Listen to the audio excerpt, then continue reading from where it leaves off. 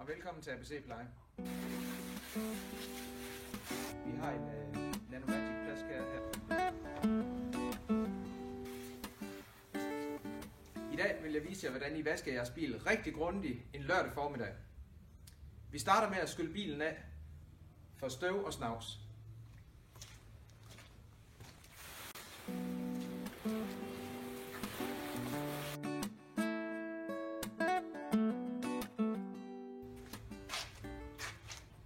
Så skal vi have påført Koch-Kemi Insect og Dirt Remover til at opløse alle de insekter, der sidder ved at ødelægge jeres lak. Og husk lige, I må aldrig vaske bilen direkte i højt solskin.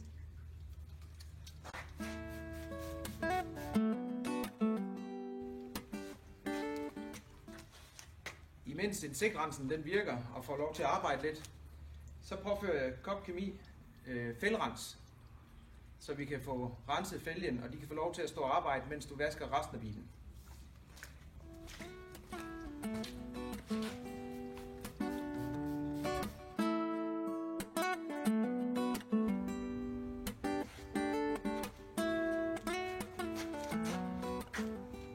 Lad bare fælgrensen virke, mens I arbejder med bilens lak. Der sker ikke noget ved, den sidder der, og den skifter farve, så I kan holde øje med, hvor langt den er kommet i processen. Den kan sagtens sidde på 10 minutter, uden det sker noget. Nu vasker vi bilen i Nanomatic shampoo fra Koch-Kemi. I dag har jeg valgt at putte den over i den her foamer, fordi det giver et bedre resultat på din bilvask. Når du foamer sæben på lakken, så glider den ikke så hurtigt af, og så får den lov til at virke lidt længere og opløse det snavs og skidt, der sidder på lakken. Lad mig vise jer, hvordan I gør.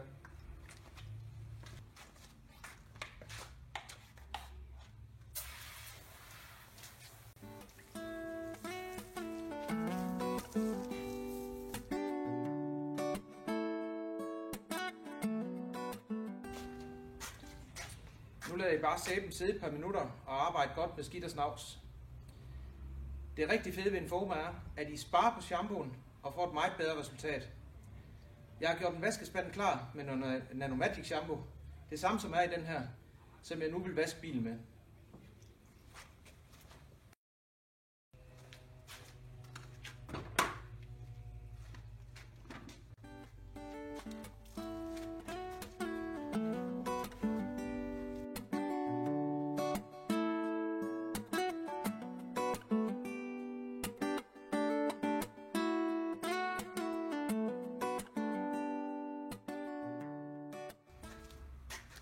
Så har vi fået vasket vores bil grundigt ned, og så er det tid for at få skyllet autoshampooen af igen. Det gør vi bare med en almindelig haveslange.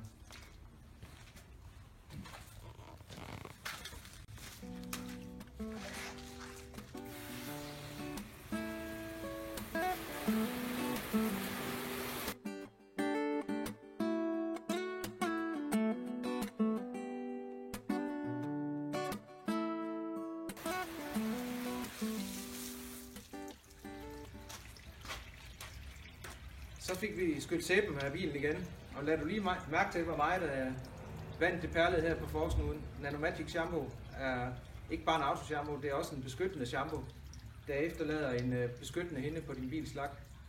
Nu skal vi have taget fælgene. De er jo stået og hygget sig, mens vi har vasket bilen. Så nu er de klar til at blive rigtig flotte og rene. Næsten som nye igen.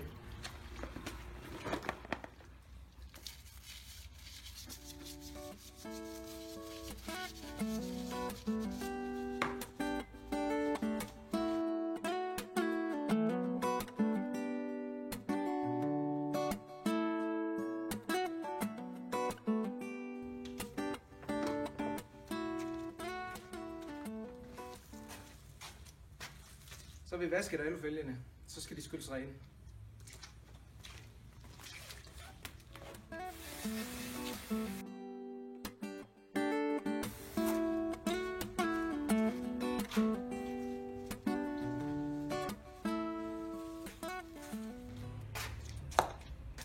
Imens vi har renset alufælge, har bilen fået lov til at stå og dryppe af. Nu skal vi tørre den af. Det gør vi med sådan et mikrofiberhåndklæde til at tørre vand af bilen med. Det skåner lakken rigtig godt, og så er vi sikre på, at vi ikke kommer til at riste den.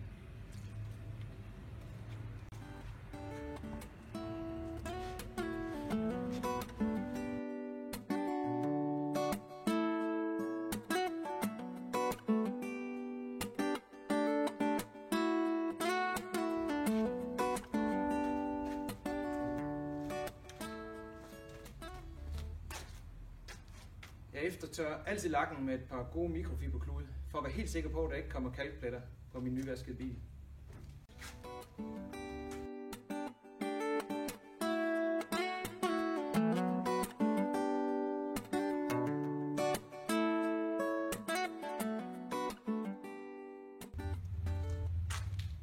Så fik vi aftørret vores fine nyvaskede bil.